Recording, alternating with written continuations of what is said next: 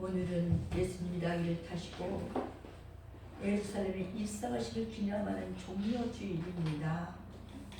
예수님께서 평화의 왕으로 예루살렘에 입성하실 때 사람들은 환호하며 열렬히 예수님을 맞이했지만 예수님은 십자가의 고통을 앞두고 계셨습니다. 우리도 여러 가지 어려움과 고통을 당할 때 나를 위해 십자가에서 고통당하시고 구원을 주신 예수님만 기대하고 위로와 평안을 그러니까 받아야 합니다. 믿음으로 산다는 것은 고통이 있을 때 그 고통을 믿음으로 극복하는 삶을 말하는 것입니다. 하나님의 복음을 듣고 믿음으로 구원을 받아 하나님의 자녀가 된 것은 결코 우연한 일이 아닙니다. 하나님은 우리를 미리 아시고 이렇게 부르셨습니다. 그리고 예수 그리스도 안에서 자녀 삼아주신 것을 후회하지 않으십니다. 하나님은 우리를 기쁘시게 부르시고 구원하신 것을 후회하지 않으십니다. 하나님이 부르심에 응답하여 그러니까 우리는 믿음으로 살아야 합니다. 하나님은 우리의 죄가 심각하고 죄의 결과로 죽는다는 것을 이미 아셨습니다. 죄인으로 죽으면 하나님 곁으로 갈 수가 없습니다. 하나님은 우리의 죄가 깨끗하게 사라지기를 원하십니다. 하나님은 백성들에게 영원토록 지켜야 할 속죄제를 명심함으로 그러니까 명하심으로 죄가 사라지는 방법을 알려주셨습니다. 하나님은 백성들에게 속죄제 규례를 영원토록 지키기 원하셨습니다. 성경은 모든 사람을 죄인이라고 말을 합니다. 의인은 없는데 하나도 없다고 말입니다. 로마서 3장 10절은 그래서 인류의 조상 아담 한 사람의 불순종으로 말미암아 죄가 세상에 들어와 모든 사람의 왕노릇하게 되었다고 했습니다.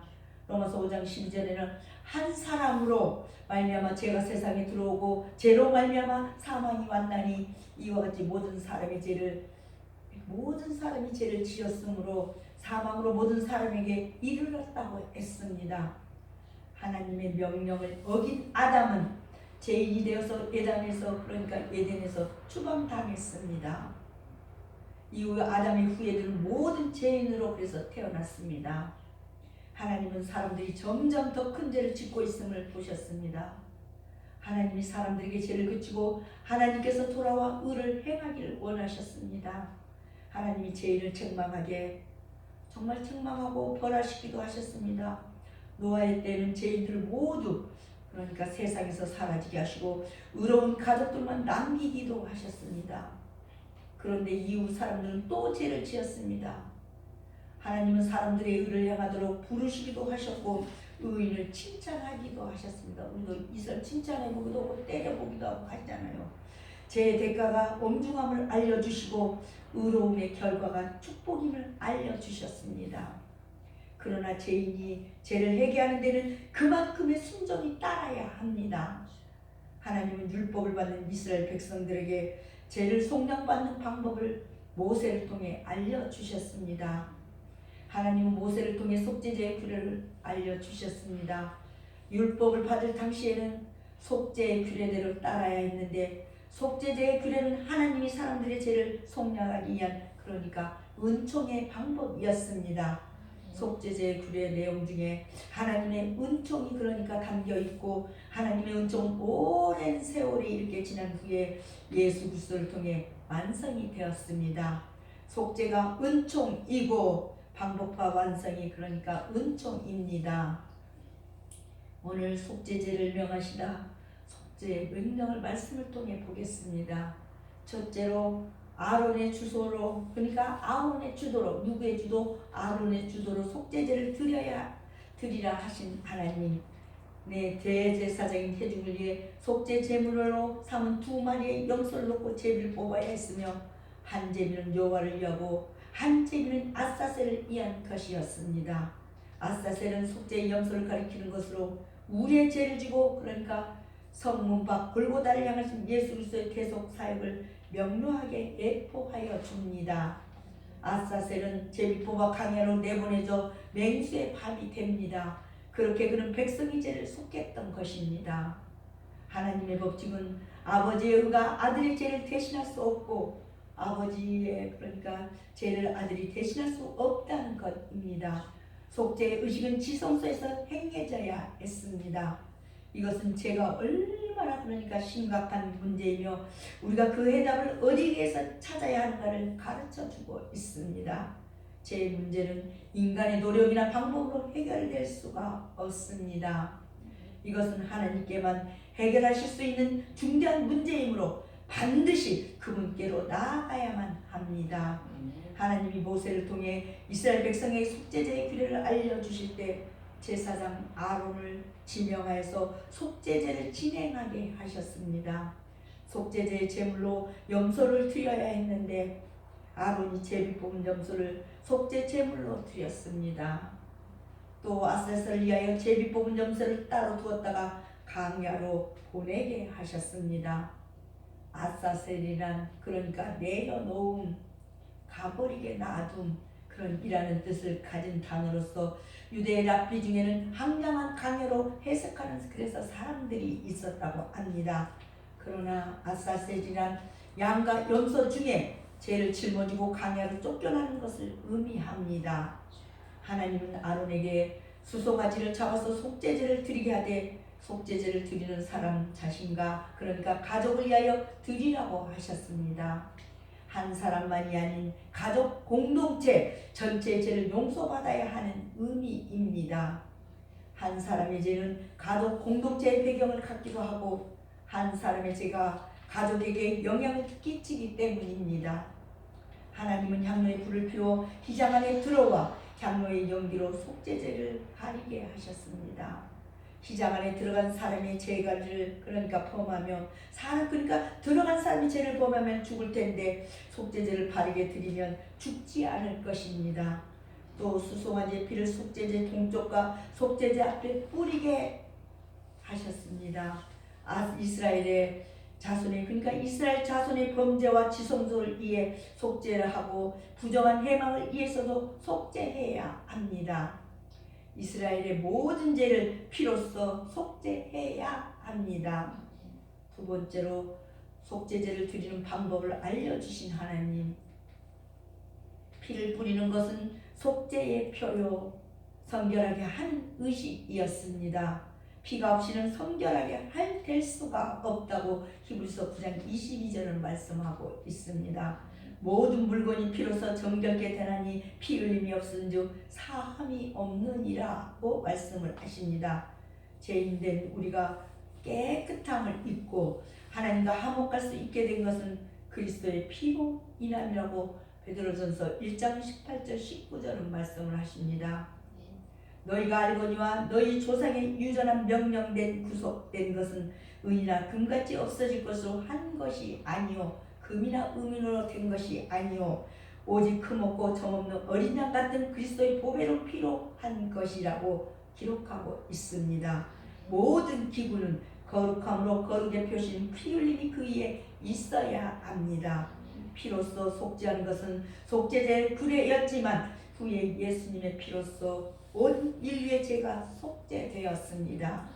수송아지의 피로써 이스라엘의 범죄와 더럽혀진 해막과 지성소를 깨끗하게 한 것처럼 예수님의 피로써 온 인류의 죄가 깨끗하게 되었습니다. 아론은 제사장으로서 지성소에 들어가서 속죄제를 드려야 했습니다.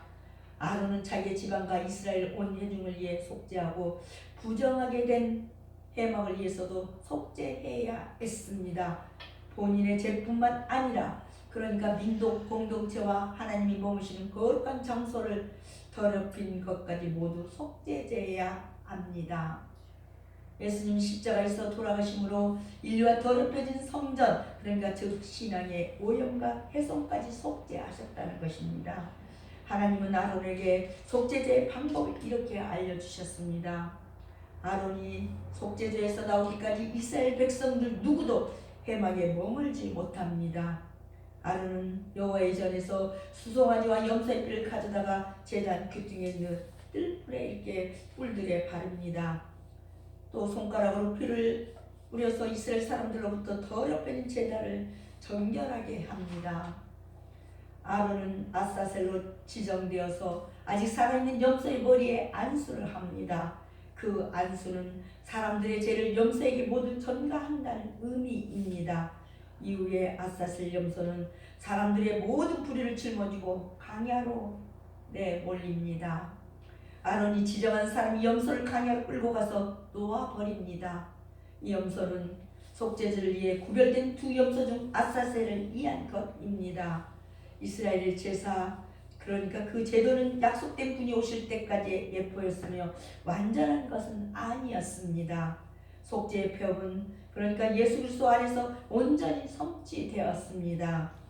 그러므로 그 실제 되신 예수 그리스도의 속죄 사역은 완전한 속죄를 의미합니다. 죄가 비록 이런 개인적인 것이지만 이스라엘은 전체를 개인으로 취급해 하나님께 속죄해야 합니다.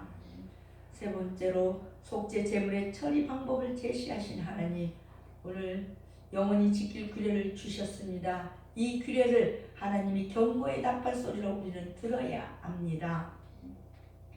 제사장 마음대로 규례를 정하는 것이 아닙니다. 이 규례는 하나님의 규례입니다.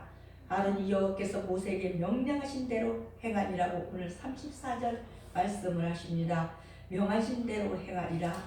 하나님의 말씀대로 순종하며 섬기는 것이 복입니다. 하나님의 절대 명령 앞에 불순종해서는 그러니까 안 된다는 규례의 의미를 알고 순종하는 생활을 해야 합니다. 아론은 속죄제를 바르고 이렇게 그러니까 속죄를 바르게 드려야 할 막중한 사명을 받았습니다. 예배를 잘 드려야죠. 속죄제를 바르게 드리면 본인은 물론이고 이스라엘 전체가 속죄를 받습니다. 나 한 사람으로 교회 전체의 속죄를 받습니다. 그리고 백성들이 더럽힌 회막이 정결해집니다. 장막의 뜻, 그러니까 성막, 하나님이 거하시는 거처, 오늘의 우리 교회가 아닐까 싶습니다.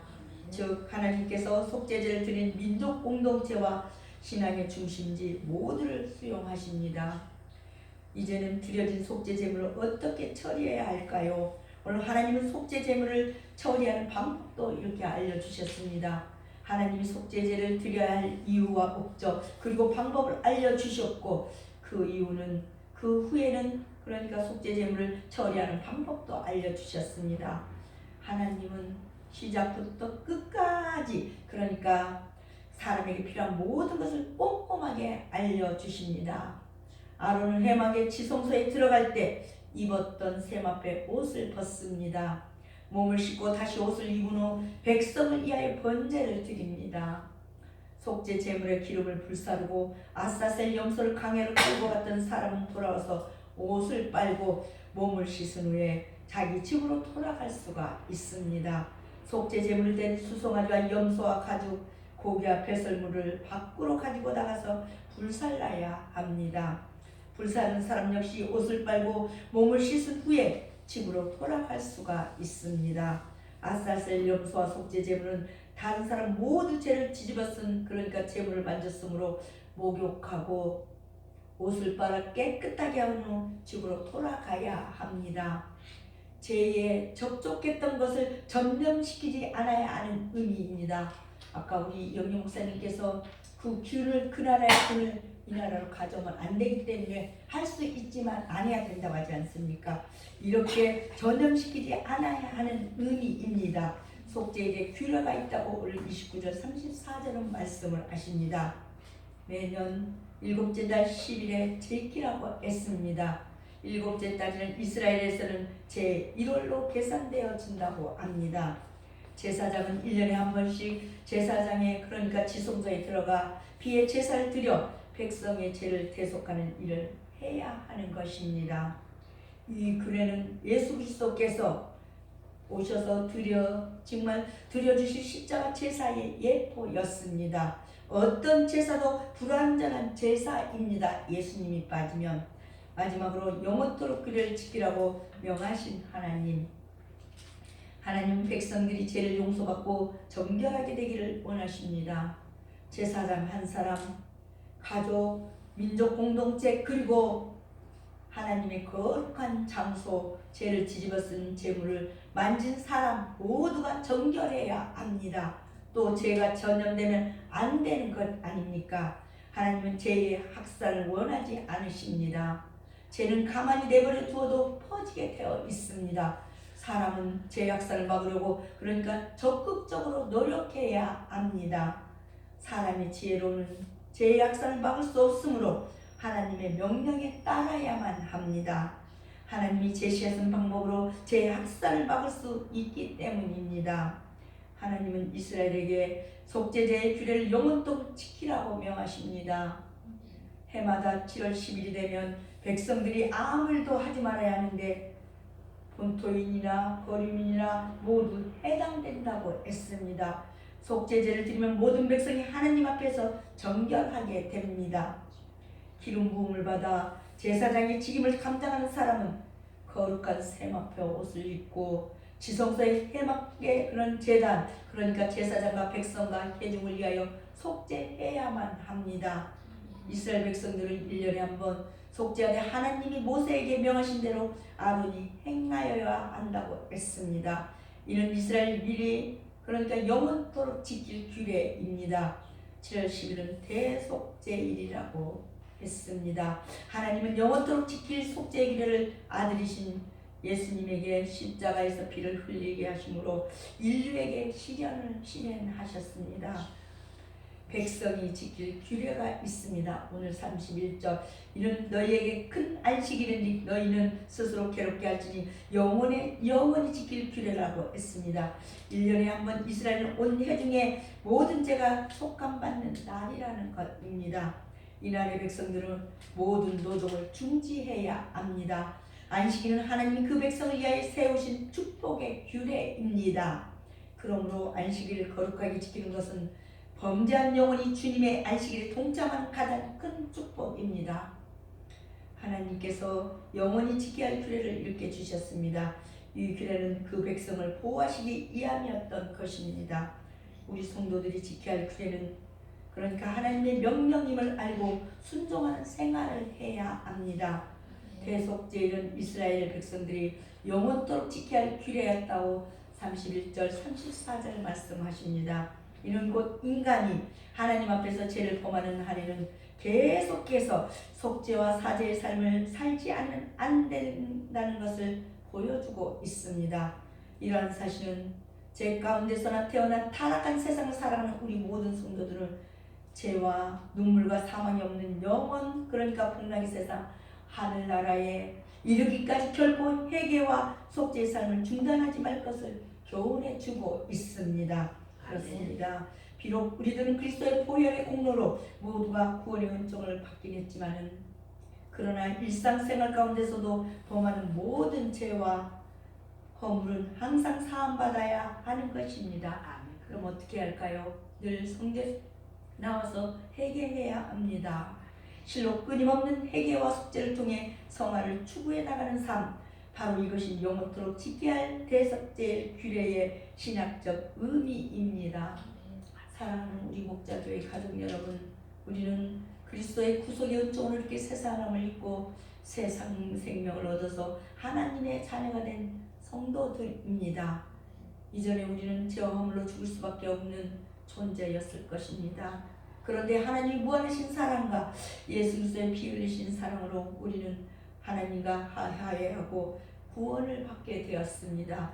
그러므로 우리는 자신의 공로가 아니라 오직 그리스도의 보혈의 은총으로 그 은총으로 말미암은 구원을 감사함으로 받고 천국 복락을 이제 소망하며 그리스도를 향한 신앙의 정죄를 지켜나가야 하겠습니다. 이 시간 이스라엘 백성들이 범죄함으로 하나님 앞에 나아가지 못했던 것을 정말 경계로 삼아서 우리의 신앙을 반추해보는 시간이 되시기를 바랍니다. 에베소서 1장 7절은 우리가 그리스도 안에서 그의 은혜에 충성함을 따라 그의 피로 말미암아 구속 곧 제사함을 받았다고 했습니다. 하물며 영원하신 성령으로 말미암아 흠없는 자르기를 하나님께 드린 그리스도의 피가 어찌 너희 양심으로 죽을 행실에서 깨끗하게 하고 이제 살아계신 하나님을 섬기게 하였겠느냐라고 하셨습니다.